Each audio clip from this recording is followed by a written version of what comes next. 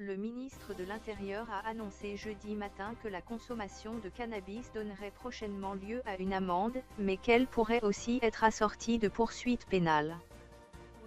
Le gouvernement va opter pour une amende aux usagers de cannabis assortie éventuellement de poursuites pénales, a annoncé, jeudi 25 janvier, le ministre de l'Intérieur Gérard Collomb, après la remise d'un rapport parlementaire suggérant notamment cette option. Nous allons forfaitiser ce délit. On veut tout de suite demander une somme mais ensuite il peut y avoir des poursuites. C'est-à-dire qu'il n'y a pas de dépénalisation de l'usage du cannabis.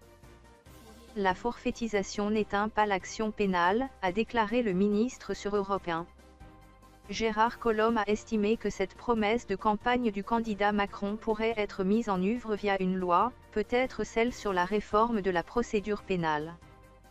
Une mesure soutenue par les syndicats de police. Cette mesure, si elle s'applique en principe à tous les stupéfiants, concerne dans les faits les usagers du cannabis, dont le nombre, en augmentation constante en France, avoisine les 700 000 consommateurs quotidiens.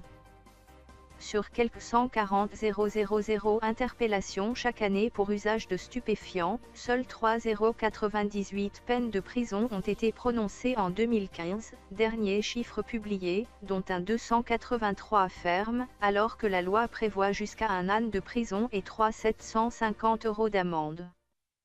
Le rapport parlementaire qui sera présenté en commission des lois jeudi, après avoir été reporté 2 fois, préconisait 2 solutions, une amende forfaitaire délictuelle comprise entre 150 et 200 € assortie éventuellement de poursuites, et la simple contravention. Le gouvernement a donc opté pour la première proposition, défendue par le député de Gironde Éric Pouliat, LREM.